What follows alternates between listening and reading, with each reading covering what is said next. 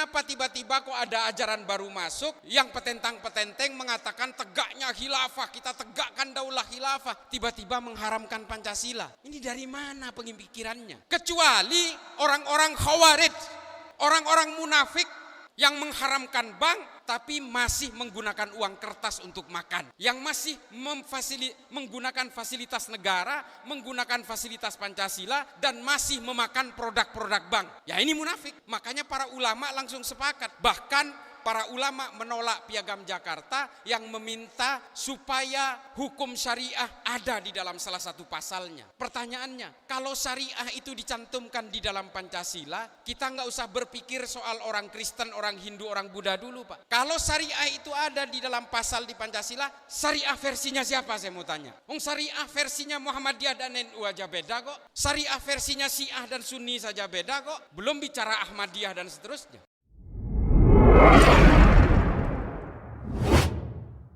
Bismillahirrahmanirrahim. Assalamualaikum warahmatullahi ta'ala wabarakatuh. Allahumma salli ala Sayyidina Muhammad wa ala ali Sayyidina wa maulana Muhammad.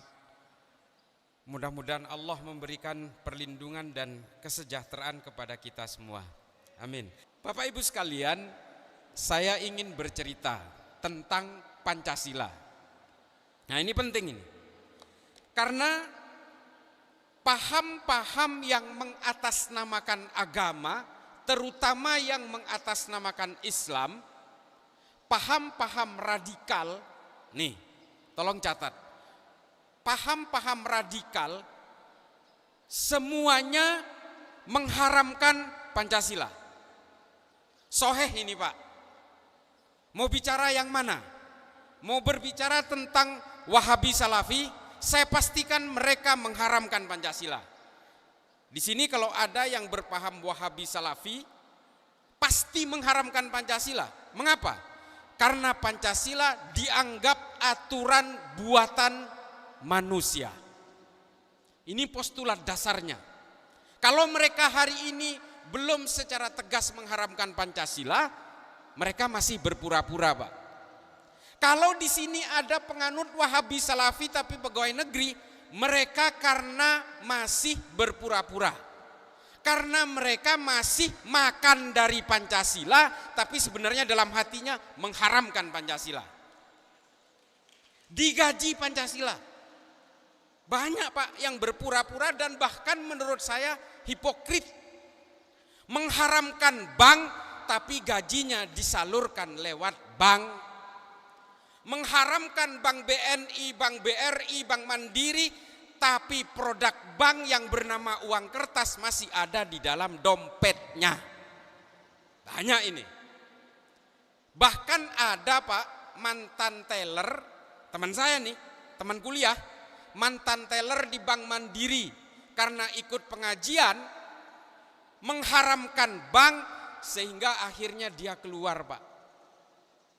Setelah keluar dia jadi supir ojek, supir Grab. Akhirnya dia keluar juga. Ternyata menjadi supir ojek online itu ada GoPay, ada bank juga di situ. Keluar lagi.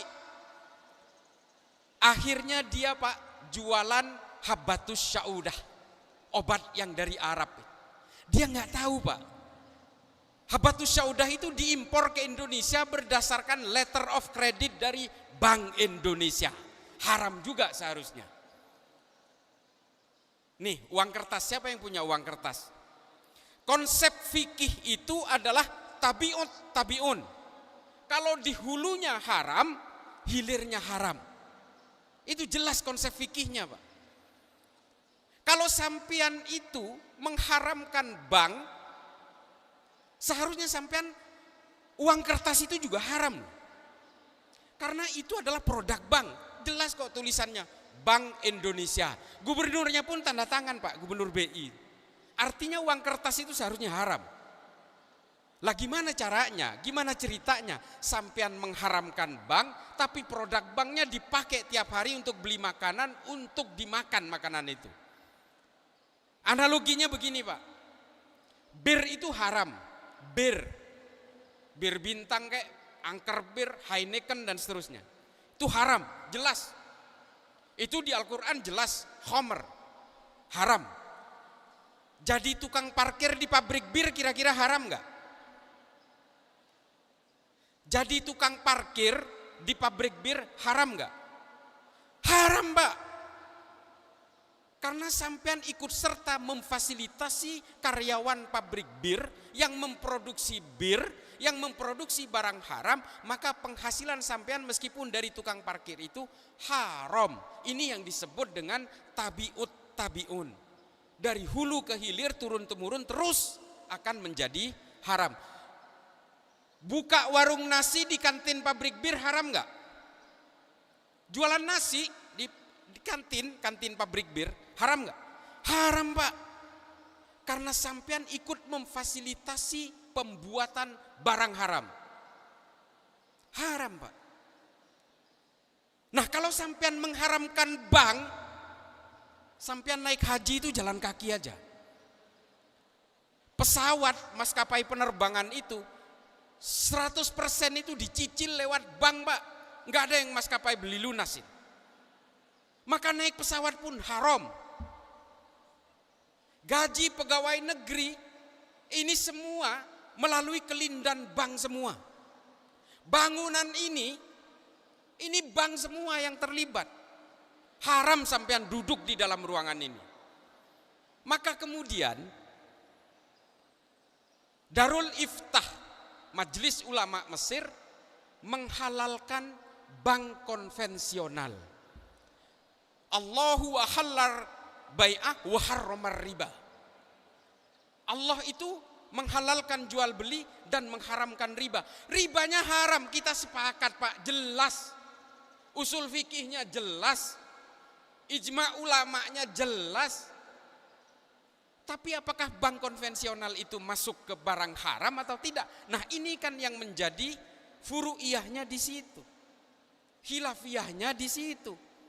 Nah, kelompok radikal yang ingin menumbangkan Pancasila ini, mengharamkan Pancasila ini, dan mengharamkan bank ini, mereka tahu, Pak, kalau bank di Indonesia ini semua disepakati oleh bangsa Indonesia bahwa itu haram, maka bangsa ini akan ambruk. Oleh karena itu mereka sangat bersemangat untuk mengharamkan bank konvensional dan mengharamkan Pancasila supaya negara kesatuan Republik Indonesia ini ambruk semua. Pondasi negara ini ada di keuangan. Kelompok radikal ini masuk ke sektor-sektor strategis, termasuk ke telekomunikasi, Telkomsel, termasuk juga ke transportasi seperti kereta api Indonesia, dan juga masuk ke lembaga-lembaga keuangan untuk menumbangkan semua sektor strategis ini. Pak, yang ditangkap oleh Densus 88 itu, yang pegawainya pegawai negeri, rata-rata dari sektor strategis ini. Termasuk sampean semua yang bertanggung jawab terhadap pengelolaan daerah, camat, dan seterusnya beserta seluruh perangkatnya, ini juga menjadi sasaran utama, Pak. Karena mereka ingin menguasai negara ini dengan mengatasnamakan agama. Apapun kalau mengatasnamakan agama akan mudah orang itu untuk dihipnotis, Pak. Ngebunuh orang pun atas nama agama sehingga orang akan memaklumi kejahatan itu. Teroris itu menunggangi agama, Pak. Supaya apa? Supaya kejahatannya terlihat terhormat. Supaya kejahatannya berkesan direstui oleh Tuhan. Ini adalah pola lama, Pak. Padahal tujuan mereka adalah ingin menguasai negara ini. Tujuannya adalah politik. Makanya nggak heran kalau kemudian orang-orang yang mengharamkan Pancasila ini akan menyuarakan tegaknya khilafah, tegaknya daulah khilafah, karena memang mereka tujuannya itu politik. Jadi jangan heran kalau Pancasila itu diharamkan oleh mereka, padahal mereka tidak tahu Pancasila ini tidak lahir dari ruang hampa, tidak. Makanya ada seorang ustadz yang selalu mengkampanyekan khilafah mengatakan bahwa membela tanah air tidak ada dalilnya di dalam Islam. Saya protes ini. Mungkin ada yang tahu, mungkin ada yang belum tahu. Korban perang Uhud itu salah satunya adalah orang Yahudi, Pak. Bukan orang Islam. Namanya Mukhairik ibnu Ta'labah dari Bani Koinuka. Perang Uhud itu terjadi hari Sabtu, Pak. Kejadiannya hari Sabtu.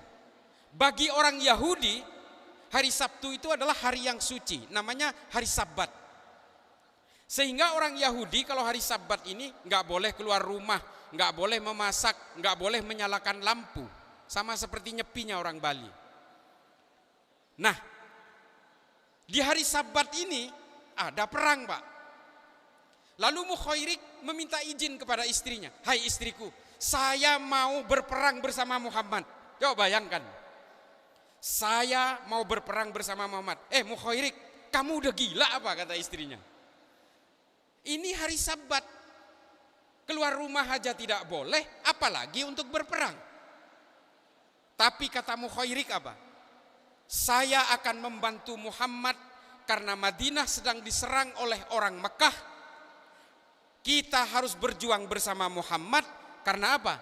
Karena kita bisa hidup nyaman di Madinah berkat kepemimpinannya Muhammad. Berangkat Mukhairik ke perang Uhud. Meninggal, Pak. Meninggal dia, gugur.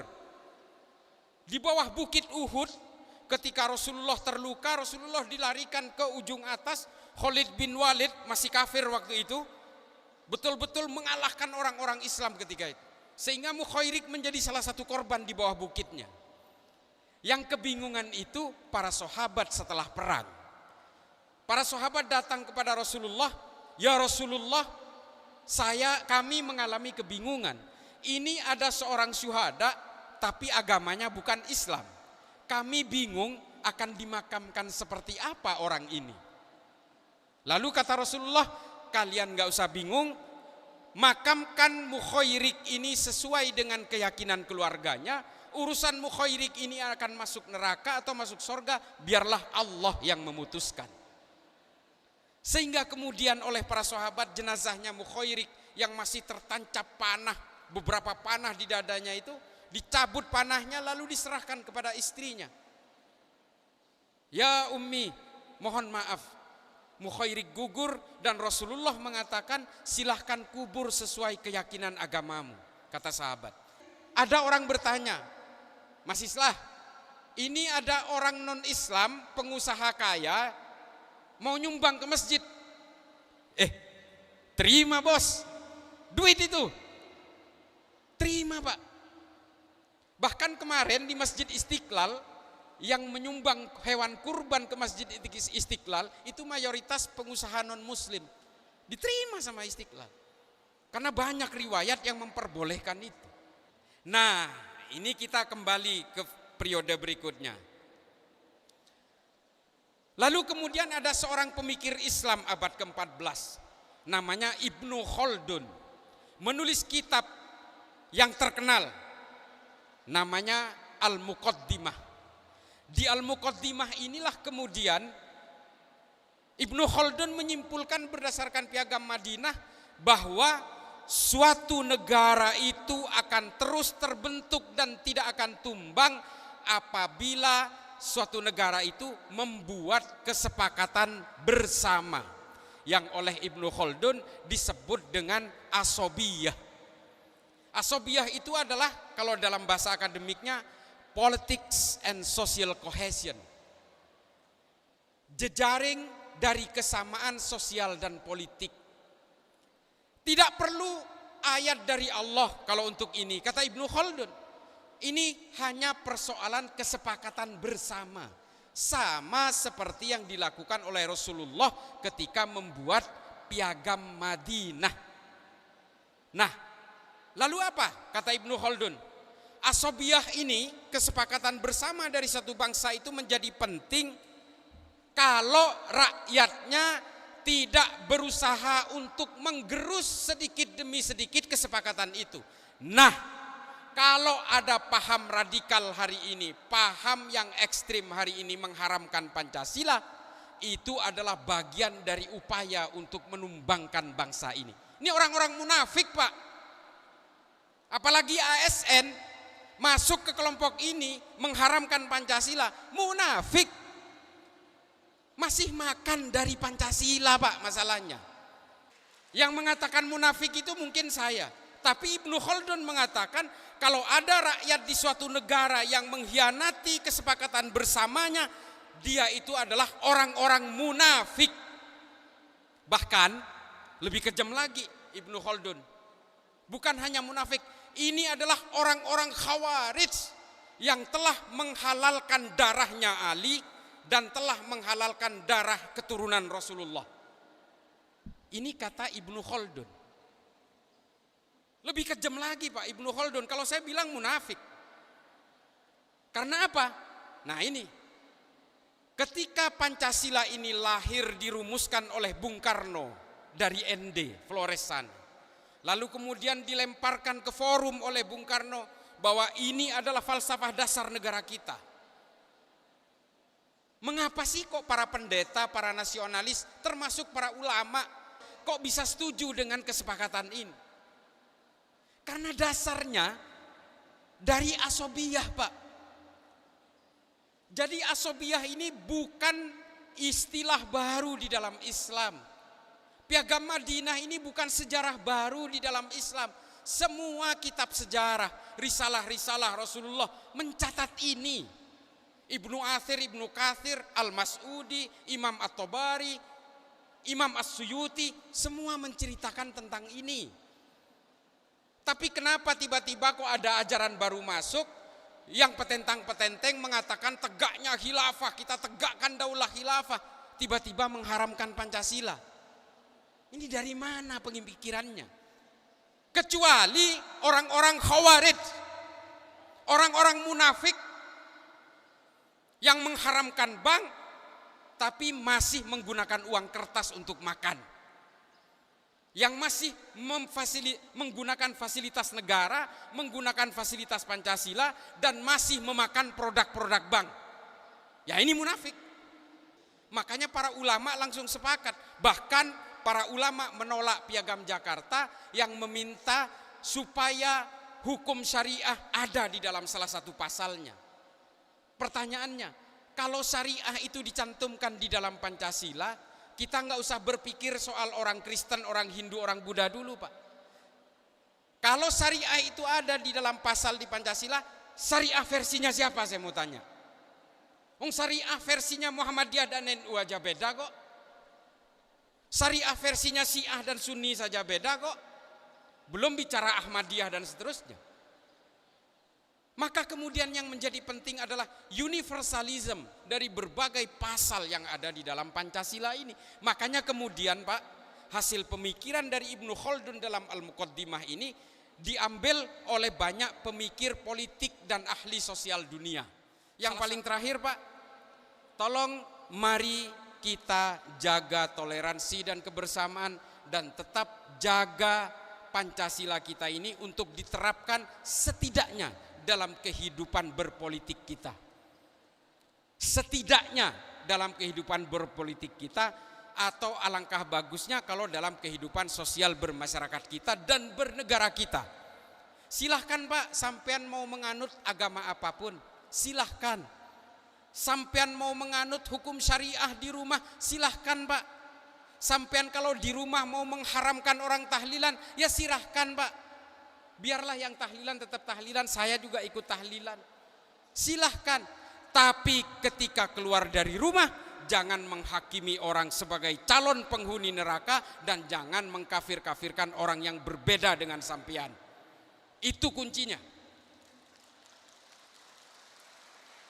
Silahkan lakukan hukum syariah secara pribadi, silahkan dalam beragama. Ketika keluar rumah nemu lampu merah, lampunya merah, sampean berhenti Pak. Itu hukum negara, bukan hukum agama. Sampean tunduk kepada aturan negara karena sampean punya Pancasila.